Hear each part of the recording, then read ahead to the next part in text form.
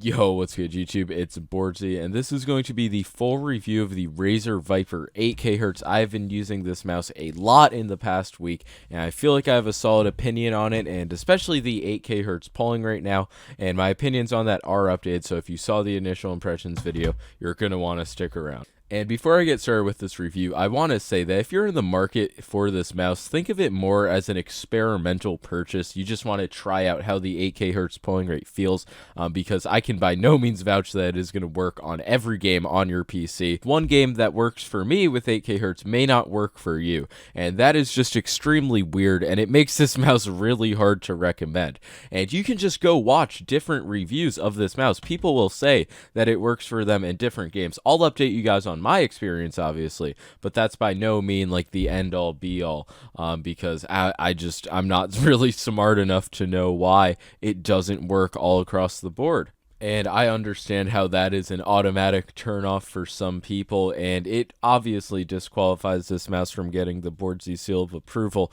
If you are getting this mouse, it should just be because you want to try it out. If you like the standard Razer Viper, by all means go for it. I have been using my Viper Ultimate, so I can compare it to that a bit. And I will say that on the Viper 8K Hertz, the mouse input, when I'm directly comparing it, like switching out every time I die, it does appear to be smoother.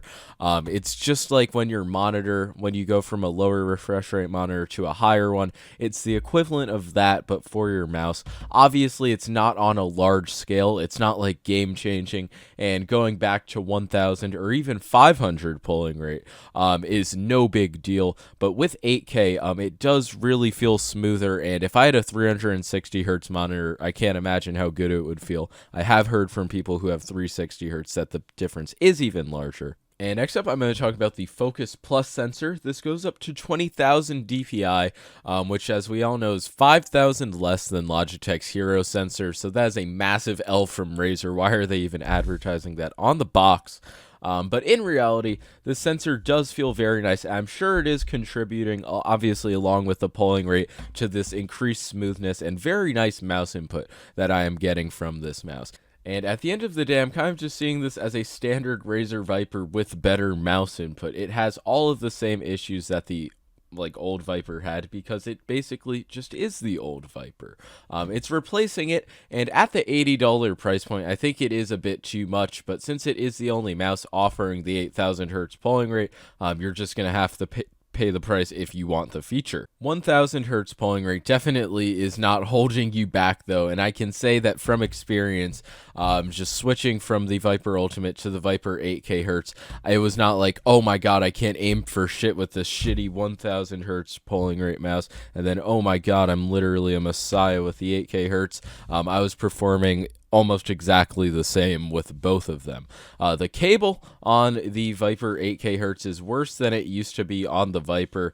This is easily the worst rendition of the SpeedFlex cable. It's extremely stiff. It has to be for regulation reasons regarding the 8K Hertz. And paracording this mouse is actually really hard, because it's hard to keep a stable polling rate past 1,000 with standard paracords. So you kind of got to keep the stock cable. I'll keep you guys updated on that, because I'm not too entirely sure myself. I haven't seen anybody with a paracorded version, though. The new stock feet, it's the white PTFE, and these are the best Razer stock feet I've tried. It's hard to do a good glide test because of the cable, and this is the SkyPad, but it has been buttery smooth. They definitely had a break-in period, but they're nice. I'm happy to see that Razer mice, it seems like they're going to have good stock feet. I hope this update is universal. Definitely not the same as like the material that was used on the Viper Ultimate feet. The clicks, they're the V2 clicks, but they genuinely just feel sort of mushy and not as crisp and tactile as my Viper Ultimate. And in a blind test, I would probably guess that these were the V1s. They just don't feel the best, but in-game, there were absolutely no problems with them. No pre-travel, no post-travel, no quality issues, and they activated perfectly fine, very consistent, and of course, the optical switches, oh my god, laser switch, go burr, so snappy, so fast. And yeah, I mean, it was all around an alright experience. I don't love the features of the Viper, but they get the job done for sure. The side buttons have a good bit bit of post-travel, or pre-travel, my bad, on all 4 of them. The 2 on the right side, I don't understand, once again, pandering to disabled people, but it is what it is. That's not going to change. We can get the Viper Mini to really junk on left-handed people. The scroll wheel is the exact same as it is on the Viper Ultimate, so no worries there. They did not pull a quick one on us and just fucking totally switch up the scroll wheel. But yeah, this mouse is going to be on Amazon, which makes it, if this mouse didn't have like an insane return policy, I would never recommend it. But if you just want to get it and try it for yourself, and if it doesn't work, oh well, you fucking return it, you get your money back, you had a new experience for some time, you felt some new feelings. If you don't get it, you don't experience 8K hertz polling rate yet. You don't really miss out on anything. And there is a possibility that you get this mouse, you like the shape and the features, you get the benefit from the 8000 hertz polling rate, and it works for the vast majority of games you play.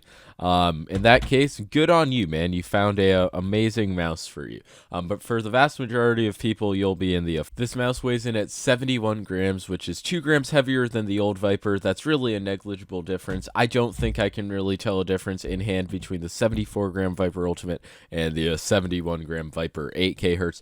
I will say, though, that the clicks definitely feel a lot crispier on the Viper Ultimate, and the side buttons are also a lot lighter and easy to activate and feel way better. I actually never realized that the Viper Ultimate side buttons were so much better than the standard Vipers, and these are a bit heavy, a bit harder to actuate, and the quality is certainly worse, as you can see the tons of free travel. So I feel like the Viper Ultimate really has the best features aside from the polling rate, obviously. And now I'm actually going to talk about the games I played in my experience, because I was wrong in my initial impressions video. The thing I was wrong about was Fortnite. I said that Fortnite worked perfectly fine. I was wrong. Fortnite did not work perfectly fine.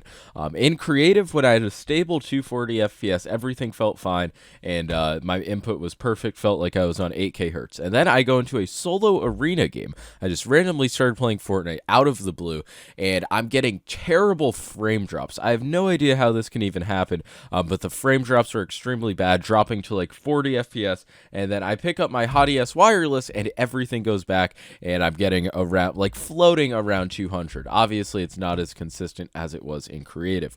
So I do want to note on that it did not work on Fortnite properly in like real games. Also, in bad business, I occasionally got some skips, but when I lower it to 4000 hertz, it does work. But you shouldn't really have to be lowering the polling rate for it to function. And if it gets to the point where you have to lower it down to like 1000 hertz polling rate, at that point you're just using a fucking Razer Viper with a shittier cable. So it does not get the boardsy seal of approval, and I would only really recommend trying it if you're just somebody who has like a passion for trying out new technology. And now just quickly going over the other games I played. Krunker, I was having some issues when I uncapped my FPS, but they recently released a new setting called Mouse Flick Fix, and it actually makes it completely playable with 8000 hertz. There is an occasional hitch, so I do want to mention that, but it is completely playable on Krunker, which is still just so funny to me. CS, it works perfectly fine, and if you play CS, I would have relatively high confidence that it will work for you. Kovacs worked perfectly fine, no issues whatsoever. Minecraft, surprisingly enough, worked perfectly, and I did play GTA with the mouse and it worked, so I feel like I should mention that. And I did just pause recording to test this mouse in Diabolical, and the mouse input was perfectly fine. So for the 4 Diabolical players, you guys can get this mouse, no worries. I did not test Valorant. I've heard mixed things about it. House Gaming said that it worked perfectly fine.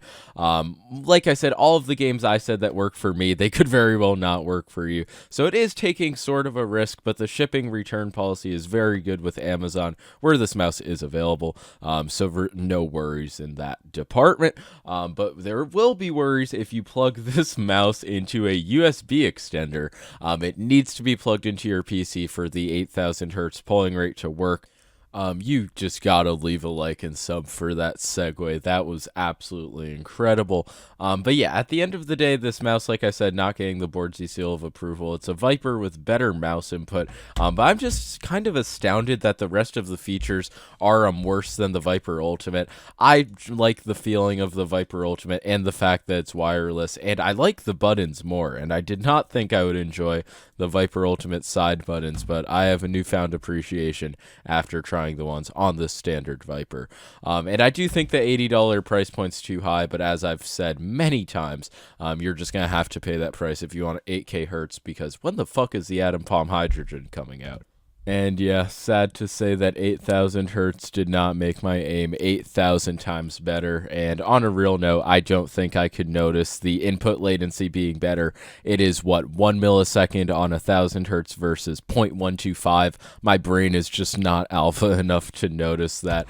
The input more or less felt the same, aside from the visual smoothness part, like I mentioned before. But yeah, that's going to be all. 8,000 hertz. I wouldn't really say it's a gimmick, and it may become the norm in the future, but for now, you can miss on it without losing any sleep.